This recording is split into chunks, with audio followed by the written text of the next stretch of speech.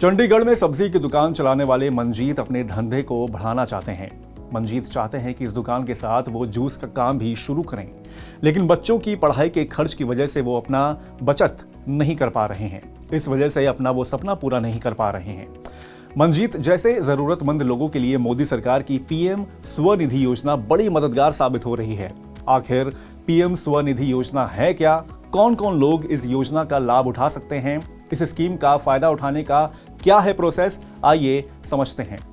दरअसल मंजीत की तरह किसी भी काम को आगे बढ़ाने के लिए जो सबसे पहली जरूरत होती है वो है पैसा। इस जरूरत को पूरा करने के लिए अक्सर लोग ब्याज पर पैसा उधार लेते हैं। कई बार लोग काम बढ़ाने के फेर में कर्ज जाल में फंस कर रह जाते हैं।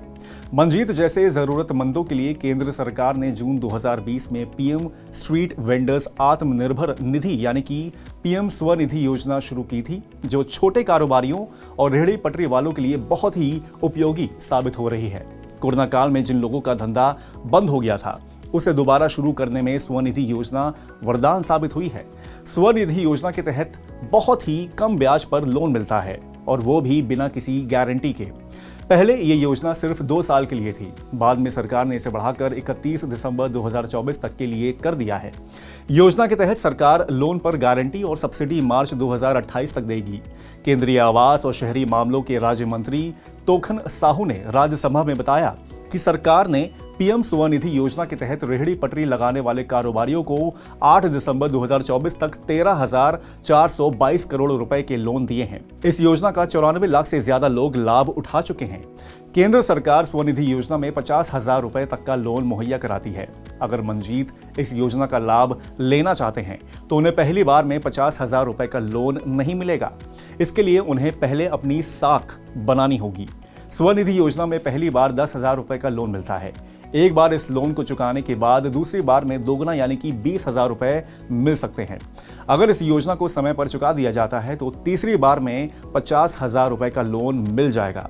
इस स्कीम की खास बात यह है कि बैंक लोन अपनी प्रचलित ब्याज दर पर देते हैं और सरकार इस ब्याज पर 7% की सब्सिडी देती है।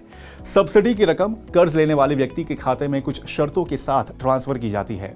अब सवाल यह है कि पीएम स्वनिधि योजना में लोन की एलिजिबिलिटी यानी कि पात्रता क्या है।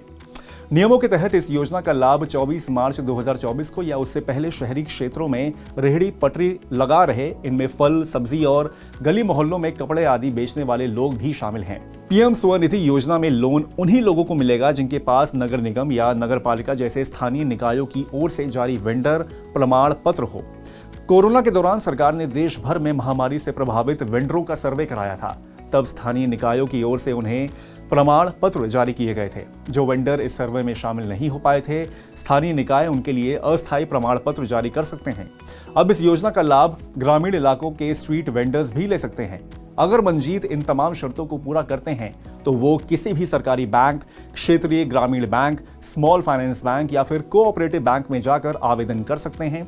इसके लिए उन्हें बैंक में जाकर सबसे पहले एक फॉर्म भरना होगा। इसके साथ Aadhaar card, bank account number, address proof, mobile number, PAN card और स्ट्रीट वेंडर प्रमाण पत्र की फोटोकॉपी जमा करनी होगी। डॉक्यूमेंट्स का वेरिफिकेशन करने के बाद बैंक लोन की राशि बैंक खाते में ट्रांसफर कर देगा। अगर आप पहले से रेहड़ी पटरी लगाकर अपना जीवन यापन कर रहे हैं या फिर फल सब्जी की दुकान है और मंजीत की तरह कारोबार को बढ़ाने की सोच रहे हैं तो पीएम स्वनिधि योजना का लाभ उठाकर अपने धंधे को बढ़ा सकते हैं। ये स्कीम अभी इसी महीने तक के लिए है। ये भी संभव है कि सरकार इस स्कीम की मियाद को फिर से बढ़ा दे।